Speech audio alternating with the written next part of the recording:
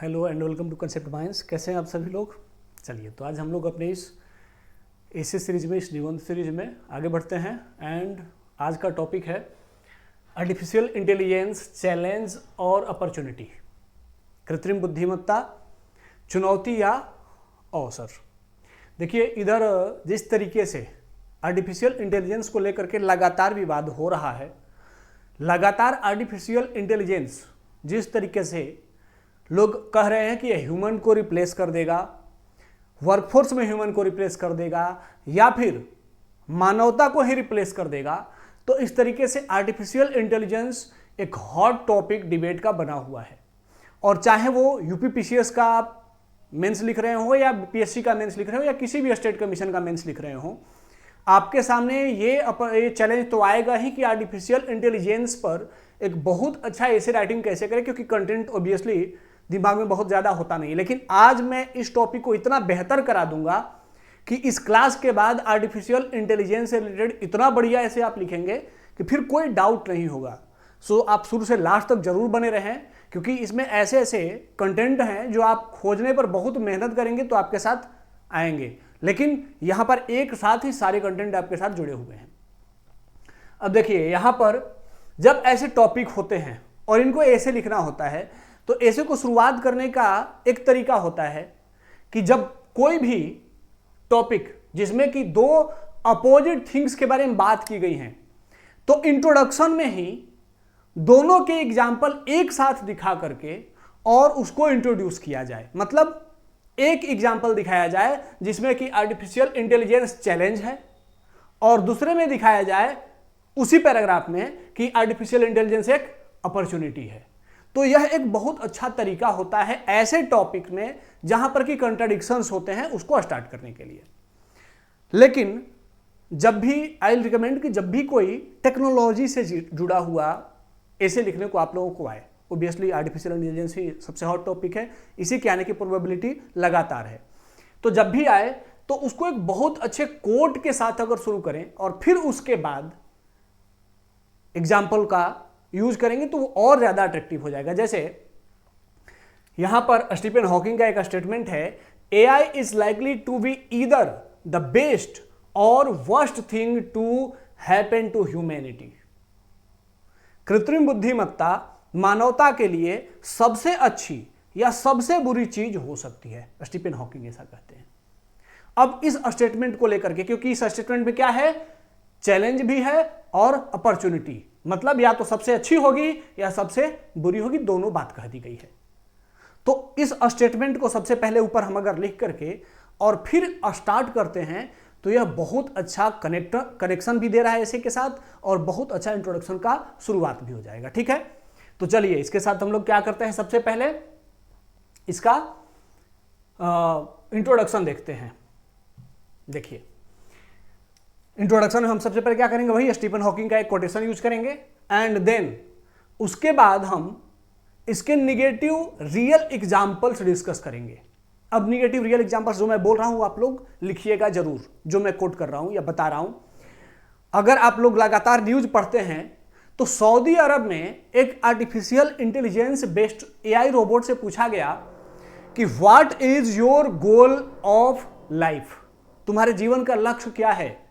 तो उस AI robot ने कहा, eliminate human being from the earth, मनुष्य को इस पृथ्वी से नष्ट करना मेरा लक्ष्य है। पहला एग्जांपल, अगर मनुष्य आर्टिफिशियल इंटेलिजेंस को इतना पावरफुल बना देता है कि वह खुद से सोच सकता है, खुद से कर भी सकता है और खुद से सीख भी सकता है, तो वह मनुष्य के अस्तित्व को भी समाप्त कर सकता है।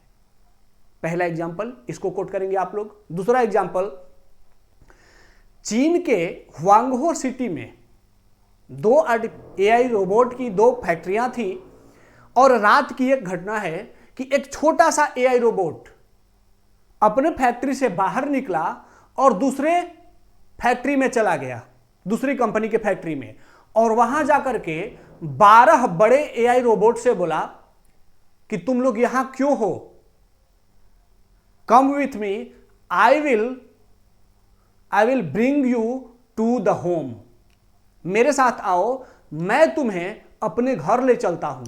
और उस छोटे रोबोट ने, उस छोटे एआई रोबोट ने 12 बड़े एआई रोबोट का किडनैपिंग कर लिया। अब सोचो, हम तो क्या जानते हैं कि चोरी, सामान की चोरी, एआई रोबोट है, एक सामान है, उसकी चोरी हो गई, चोरी कौन करेगा? मनुष्य। लेकिन यहां मनुष्य नहीं कर रहा है, कौन कर रहा है?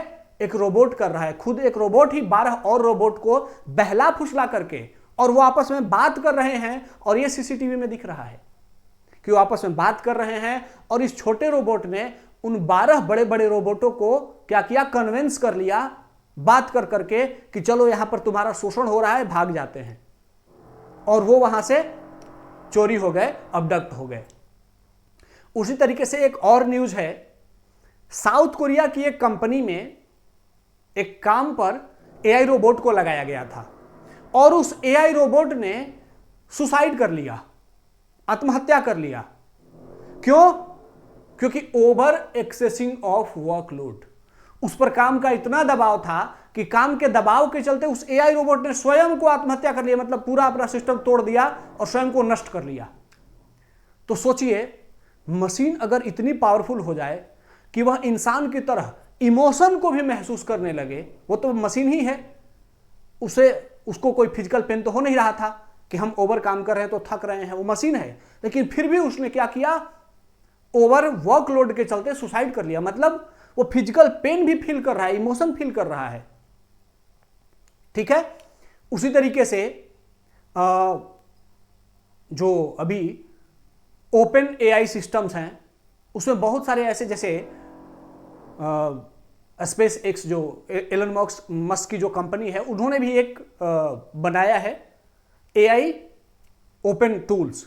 वो क्या करता है कि वो जो अपोनेंट होते हैं उनकी मजाक उड़ाता है। तो ये सब क्या है? ये निगेटिव एग्जांपल्स हैं।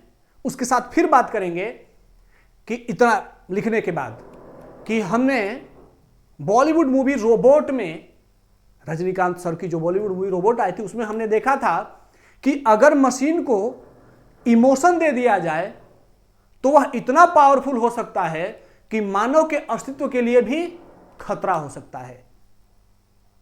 तो फिल्म में यह बात दिखाई गई थी, और वही सऊदी अरब का रोबोट इस बात को बोल करके भी प्रूव कर रहा था कि अगर वह धीरे धीरे पावरफुल होता गया तो उसने अपना लक्ष्य क्या बनाया?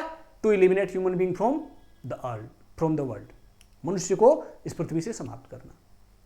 तो इतने 4-5 एग्जाम्पल्स हम बताएंगे कि ये दर्शाते हैं, इट शोज दैट, कि कैसे आर्टिफिशियल इंटेलिजेंस न सिर्फ मनुष्य के कार्य क्षेत्र में बल्कि स्वयं मनुष्य के अस्तित्व के लिए भी चुनौती हो सकता है। ठीक है। उसी के बाद 4-5 पॉजिटिव एग्जाम्पल्स भी बताएंगे। अभी हमने क्या किया? निगेटिव रियल एग्जाम्पल्स बताए, अब पॉजिटिव एग्जाम्पल्स भी बताएंगे। लेकिन आर्टिफिशियल इंटेलिजेंस के आने के बाद मनुष्य ने स्वास्थ्य, शिक्षा, सेवा क्षेत्र, डाटा आधारित सेक्टर और कृषि क्षेत्र में भी नए नए प्रयोग और उसे सफलतापूर्वक आकलित कर, जो समय अधिक लगता था, समय, गुणवत्ता और प्रतिस्पर्धा में सुधार भी किया है। पैराग्राफ चेंज कर करके हम ये सब लिख रहे हैं। पहले कोटेशंस, उसके बाद नेगेटिव रियल एग्जांपल्स जो मैंने डिस्कस किए, फिर उसके बाद पॉजिटिव एग्जांपल्स में हम ये सब बातें कहेंगे, और फिर उसके बाद इसे से कनेक्ट करेंगे। इस प्रकार now we can say that artificial intelligence is a challenge और opportunity at the same time. अतः हम कह सकते हैं कि आर्टिफिशियल इंटेलिजेंस चैलेंज और चुनौती और अवसर दोनों है। ठीक है। उसके बाद पैराग्राफ चेंज करके फिर लिखेंगे कि हाल ही में Chinese open AI startup deep seek ने आर्टिफिशियल इंटेलिजेंस क्षेत्र में बड़े स्तर पर विवाद और चुनौतियों के साथ साथ संभावनाएं भी पैदा की हैं, और इसी के चलते आर्टिफिशियल इंटेलिजेंस अभी चर्चा में आ गया है।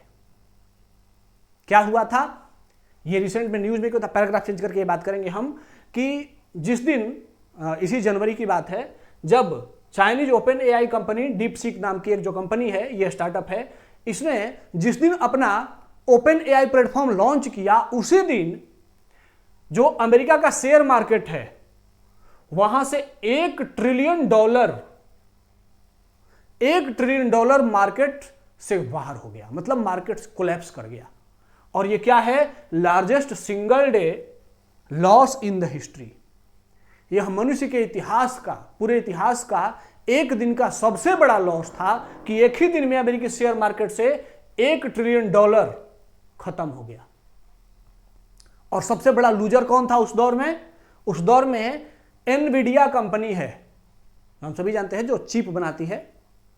उस एनवीडिया कंपनी का चिप आप लोगों ने देखा होगा, वह लगभग $600 बिलियन का लॉस हुआ उसको एक दिन में। सोचिए, इस open AI startup deep seek के आने से यह हुआ। तो हम पैराग्राफ चेंज करके बताएंगे कनेक्ट करने के बाद ऐसे को कि हाल ही में डीप सीक के आने से अमेरिकी शेयर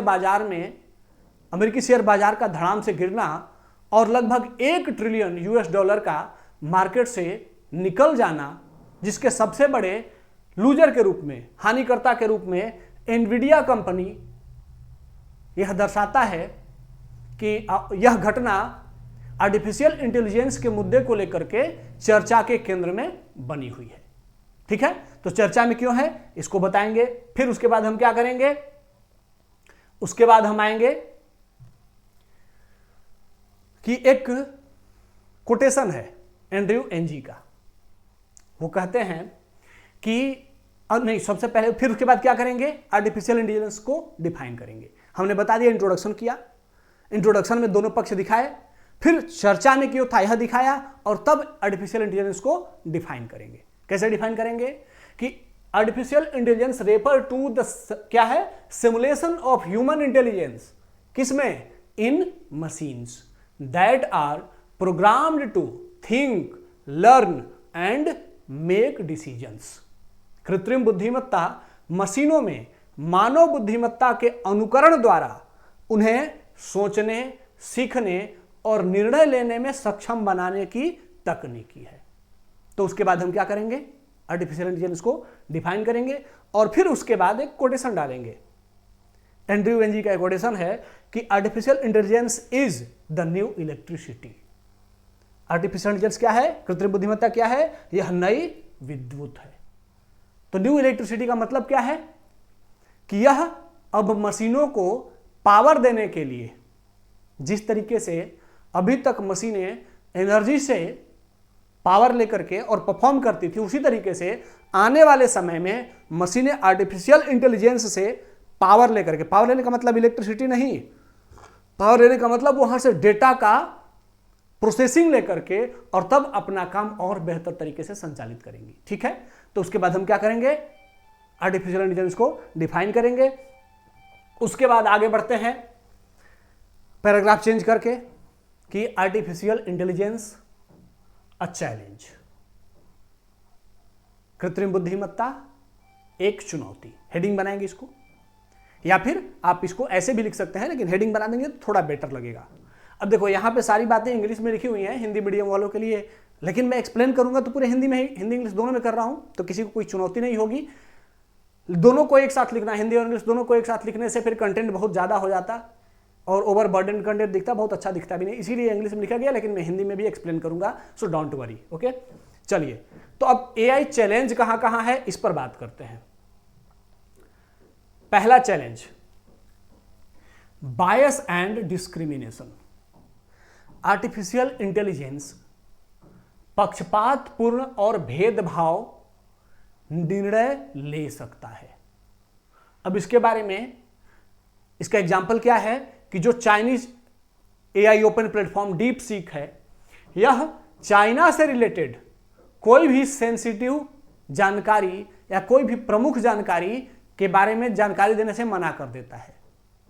अगर इससे पूछा जाए डीप सीक से कि is China N autocratic country, या फिर चाइना से के रिलेटेड अगर कोई भी, जैसे तियानमेन चौक की घटना के बारे में पूछा जा रहा है तो ये मना कर दे रहा है। तो क्यों मना कर दे रहा है? क्योंकि इसको इसी तरीके से डिजाइन किया गया है। तो ये क्या हो गया? बायसनेस हो गया। पूरी दुनिया की सारी जानकारी देगा लेकिन चाइना की जानकारी नहीं देगा। तो ये चाइना के पक्ष में भेदभाव कर रहा है। ठीक है, उसी तरीके से एलन मस्क की जो ग्रोक है, उसका एआई ओपन प्लेटफॉर्म ग्रोक है एलन मस्क की, यह भी उनके विरोधियों के बारे में अगर पूछा जाता है तो उनका मजाक उड़ाता है। ठीक है, मॉक अपोनेंट्स, तो ये मजाक उड़ाता है। यह क्या है? यह बायसनेस है, डिस्क्रिमिनेशन है। तो हम जिस ओपन प्लेटफॉर्म के बारे में, जिस पर ट्रस्ट करते हैं कि वहां से हमें सही जानकारी मिलेगी, वहां से सही नहीं बल्कि कैसी जानकारी मिल रही है? पक्षपातपूर्ण और भेदभावपूर्ण जानकारी दे रहा है। दूसरा है lack of transparency. Artificial intelligence हमें जो इंफॉर्मेशन देता है उस इंफॉर्मेशन को कहां से लेके आता है, कैसे प्रोसेस करता है, सोर्स उसका क्या है, यह पता नहीं होता है। तो ऐसे में no information how they make decisions. तो आर्टिफिशियल इंटेलिजेंस जो डिसीजन लेकर के आया है, जो कंक्लूजन लेकर के आ रहा है, वह कंक्लूजन सही है कि गलत है, उसके बारे में कोई ऑथेंटिसिटी नहीं है। तो अभी भी ट्रांसपेरेंसी का इसमें अभाव है। ठीक है, तीसरा और बहुत बड़ा चैलेंज इसका यही है कि यह जब आर्टिफिशियल इंटेलिजेंस आ रहा है तो जॉब को रिप्लेस कर रहा है, रोजगार को खत्म कर रहा है। कैसे? ऑटोमेशन हो रहा है, कंपनियां कंप्यूटर का यूज कर रही हैं, आर्टिफिशियल इंटेलिजेंस का यूज कर रही हैं और मशीन को यूज करके मनुष्य को हटा रही हैं। अब एक BSI रिपोर्ट है, ब्रिटिश स्टैंडर्ड इंस्टीट्यूट का रिपोर्ट है, वो कहता है कि आर्टिफिशियल इंटेलिजेंस के आने से बैंकिंग नौकरी का लगभग आधी बैंकिंग क्षेत्र की नौकरी समाप्त हो जाएगी। इंश्योरेंस सेक्टर में, बीमा क्षेत्र की लगभग 48% नौकरियां समाप्त हो जाएंगी।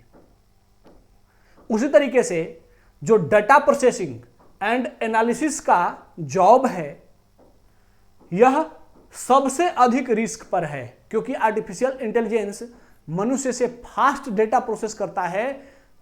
तो जो डेटा साइंटिस्ट हैं या डेटा पे काम करने वाले सर्विस सेक्टर के लोग हैं, उनकी नौकरी बहुत अधिक खतरे में है। उसी तरीके से कह रहा है कि मैकेंजी इंस्टीट्यूट का एक रिपोर्ट है, मैकेंजी इंस्टीट्यूट का रिपोर्ट क्या कहता है कि यह 60 से 70% एम्प्लॉय वर्कलोड को कम कर देगा। मतलब आने वाले समय में 60 से 70% रोजगार समाप्त हो सकते हैं अगर आर्टिफिशियल इंटेलिजेंस इसी तरीके से आगे बढ़ता रहा तो। ऐसा कौन कह रहा है? मैकेंजी इंस्टीट्यूट का रिपोर्ट कह रहा है। उसी तरीके से कह रहा है कि और क्या क्या चुनौतियां हैं, तो एक और चुनौती है कि प्राइवेसी कंसर्न भी है। आर्टिफिशियल इंटेलिजेंस कहीं से भी किसी का प्राइवेट डेटा भी हैक कर सकता है, क्योंकि मशीन है, हाईली एक्टिव मशीन है। दुनिया भर में कहीं से भी हम उसकी डेटा मांगेंगे, वो क्या करेगा? बहुत हाईली कोडिफाइड डेटा होगा, उसको भी सेंधमारी कर सकता है और वहां से भी इंफॉर्मेशन ला करके चुरा सकता है। तो लोगों की निजी जानकारियां क्या कर सकता है? सार्वजनिक कर सकता है। तो प्राइवेसी, निजता की हनन संबंधी चुनौतियां भी इससे जुड़ी हुई हैं। ठीक है, और क्या चुनौती है कि इस पर अगर हम ओवर डिपेंडेंस हो जाते हैं तो हमारे स्किल को भी यह लॉस कर सकता है, खत्म कर सकता है। मतलब हमारी क्षमता, क्योंकि हम मशीन पर निर्भर होते चले जा रहे हैं, आर्टिफिशियल इंटेलिजेंस आधारित मशीनों पर, तो फिर हम अपनी क्षमता क्या कर रहे हैं? खो रहे हैं। पहले था कि मैथमेटिक्स में खुद को हमें मैथमेटिक्स का कैलकुलेशन करना होता था। Now we are totally dependent on our mobile. तो हम मोबाइल से सीधे क्या करते हैं? गुणा भाग कर लेते हैं। तो हमारा जो दिमाग था, जो मैथमेटिक्स का प्रोसेसन करता था, अब वो क्या हो रहा है? प्रोसेसन नहीं कर रहा है, तो वो दिमाग सुस्त हो रहा है। अब उसके स्थान पर हम क्या कर रहे हैं? तो हमारी जो गणितीय आकलन करने की स्किल थी, क्षमता थी, वो क्या हो रही है? समाप्त हो रही है। तो उसी तरीके से एआई के आने से हमारा क्या हो जाएगा? जो क्षमता है, जो स्किल है, उसके भी लॉस होने की संभावना है। उसी तरीके से सिक्योरिटी रिस्क भी है।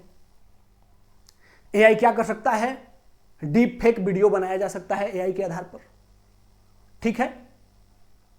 हम जानते हैं बहुत सारे डीप फेक वीडियो, जैसे रश्मिका मंदाना का हो गया था, या फिर डोनाल्ड ट्रंप का डीप फेक वीडियो बन जाता था।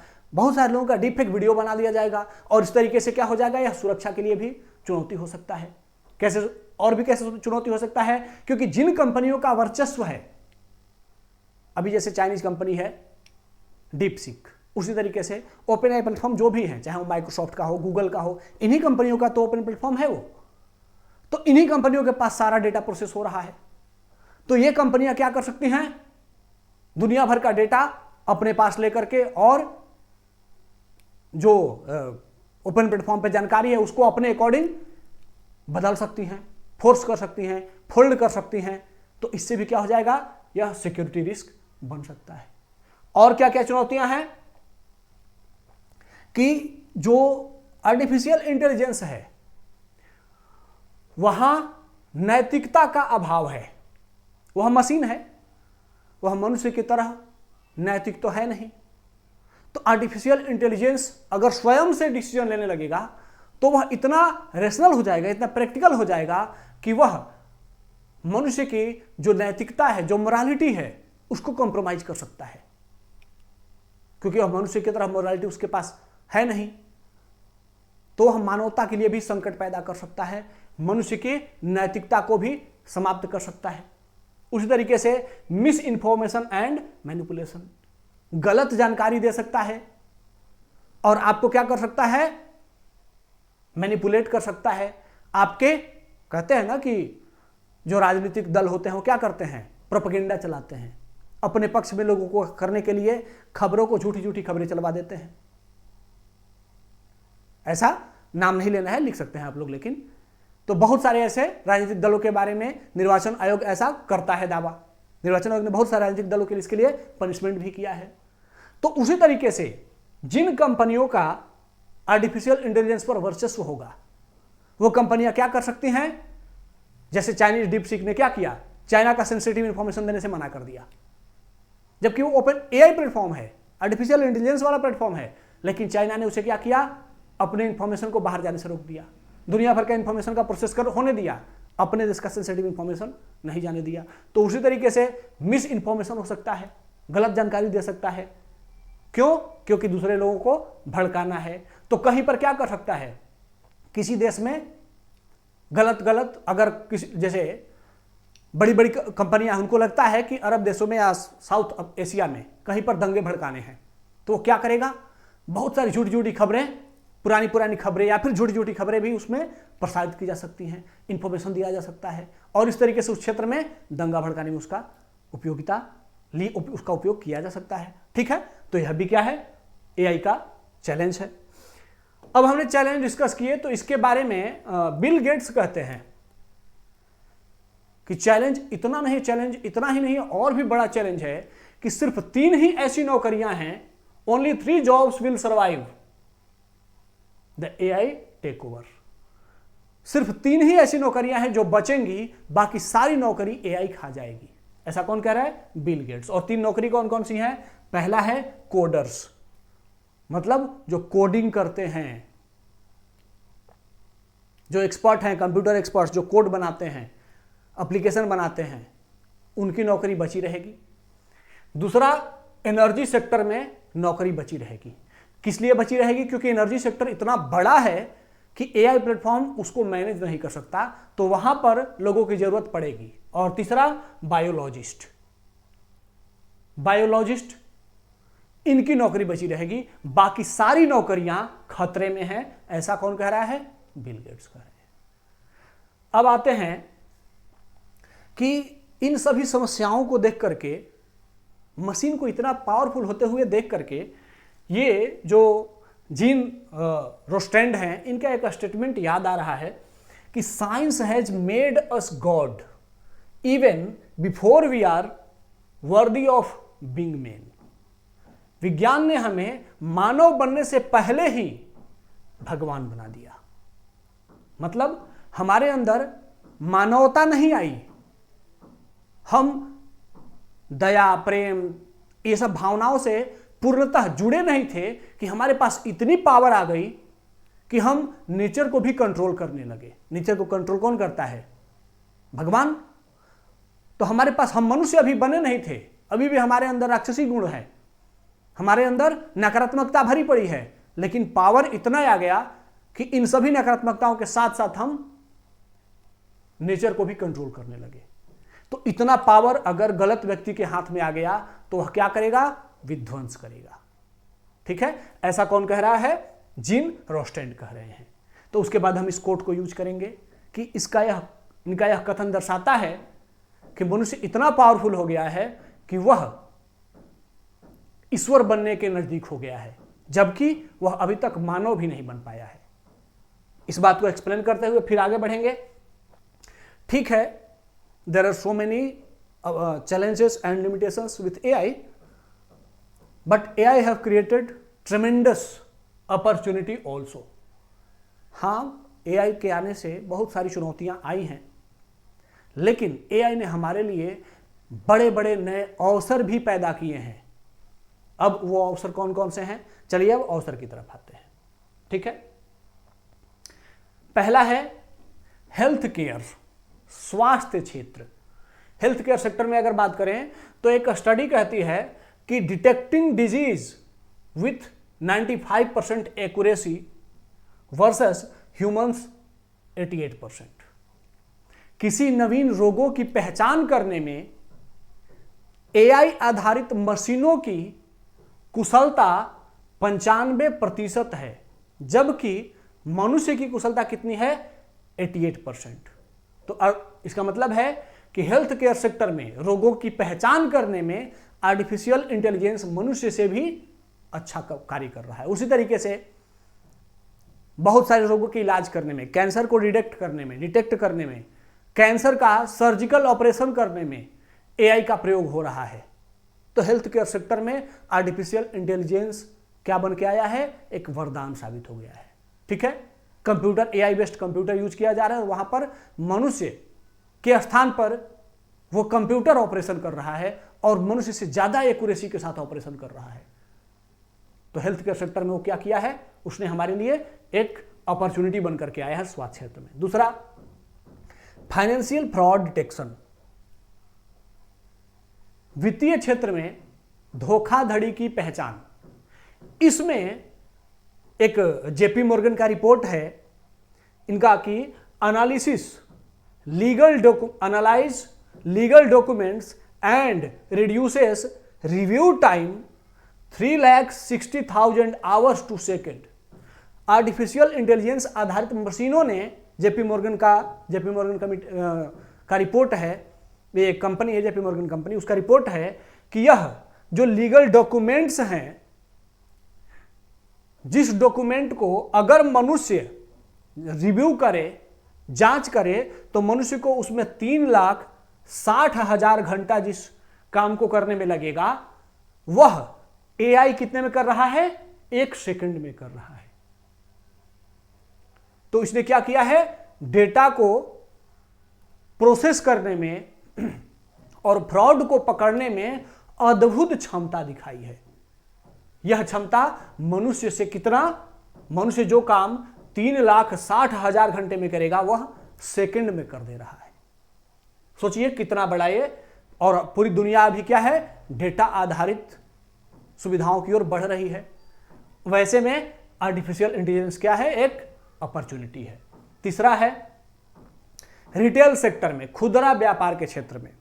खुदरा व्यापार के क्षेत्र में अमेजन का एक डेटा का है कि अमेजन कह रहा है कि जब से हमने आर्टिफिशियल इंटेलिजेंस का प्रयोग किया है खुदरा व्यापार में, कि हमारे ग्राहक किन किन उत्पादों को प्राथमिकता दे रहे हैं, किन उत्पादों को वो रिजेक्ट कर रहे हैं, किन उत्पादों को भविष्य में वो प्राथमिकता देने वाले हैं, इसके लिए जब उन्होंने आर्टिफिशियल इंटेलिजेंस का यूज किया तो उनका जो टोटल प्रॉफिट था, जो टोटल रेवेन्यू था, वह 36% बढ़ गया। मतलब मनुष्य से अधिक एक्यूरेसी के साथ आर्टिफिशियल इंटेलिजेंस ने खुदरा व्यापार क्षेत्र को भी प्रभावित किया है और उनके रेवेन्यू में 36% की वृद्धि कर दी है। उनके लाभ में 36% वृद्धि हो गई। यह दर्शाता है कि खुदरा व्यापार में भी आर्टिफिशियल इंटेलिजेंस एक अवसर है। उसी तरीके से कृषि क्षेत्र की अगर बात करें, एग्रीकल्चर सेक्टर की बात करें, तो ये क्या कर रहा है? Optimise crop yield and resources use. वह क्या कर रहा है? जो कृषि क्षेत्र में क्रॉप यील्ड है, मतलब उत्पादकता है, और उसके जो रिसोर्सेस हैं, जो उस क्षेत्र में हम तकनीकी या जो भी लागत लगाने वाले हैं, उसके संदर्भ में अगर एआई का यूज किया जा रहा है, तो उसके लिए एक डेटा है कि उस क्षेत्र में अगर एआई का यूज किया जा रहा है तो संभावना जताई गई है कि 2026 तक $4 बिलियन कृषि क्षेत्र को लाभ मिलेगा अगर कृषि क्षेत्र में एआई का प्रयोग किया गया तो $4 बिलियन, यह भारत के बारे में बात की जा रही है कि भारत अगर एआई का यूज करता है तो भारत का कृषि क्षेत्र अगले 1 साल में कितना? लगभग $4 बिलियन अधिक प्रॉफिट करेगा। तो कृषि क्षेत्र में भी इसकी बहुत बड़ी उत्पादकता है। अब आते हैं एजुकेशन सेक्टर में। एजुकेशन सेक्टर में आर्टिफिशियल इंटेलिजेंस की उत्पादकता क्या है भाई? Can improve students performance by 30%। एक रिपोर्ट है, वो कहती है कि एजुकेशन सेक्टर में आर्टिफिशियल इंटेलिजेंस के यूज से स्टूडेंट्स का जो परफॉर्मेंस है वो 30% बढ़ गया है। 30% बढ़ गया है। कैसे?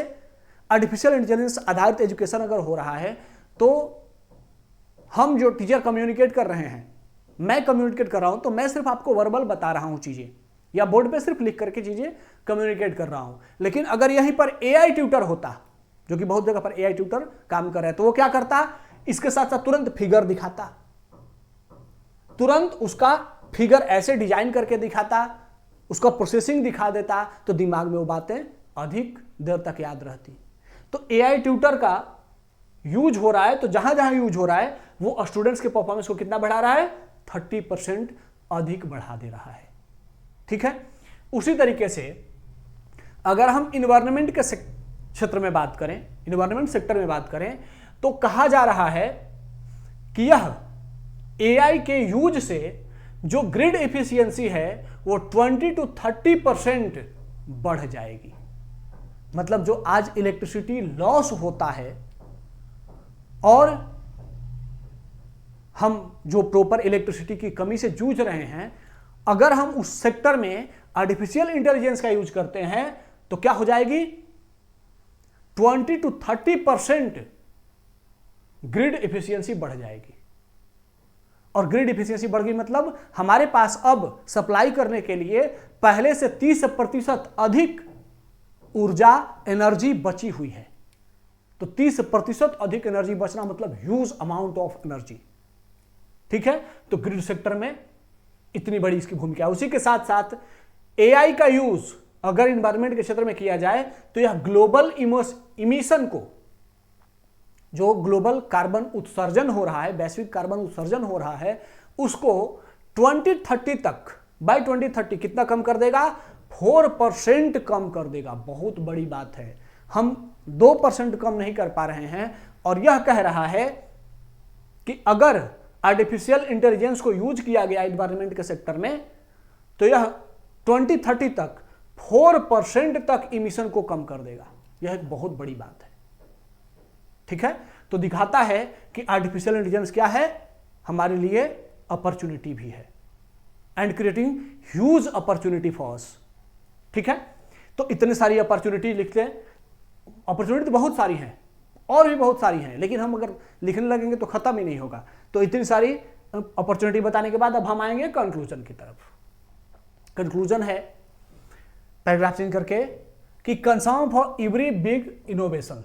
आज तक जितनी बड़ी बड़ी अन्वेषण हुई हैं, इनोवेशंस हुई हैं, उनको लेकर के हमेशा कंसर्न, चिंताएं जाहिर की गई हैं कि यह तकनीकी आने से, जब जैसे एटम आया था, परमाणु की खोज हुई थी, तो उस समय भी लोगों ने कंसर्न जाहिर किया था कि एटम आया है तो एटम को बम बनाया जा सकता है, मानवता समाप्त हो जाएगी।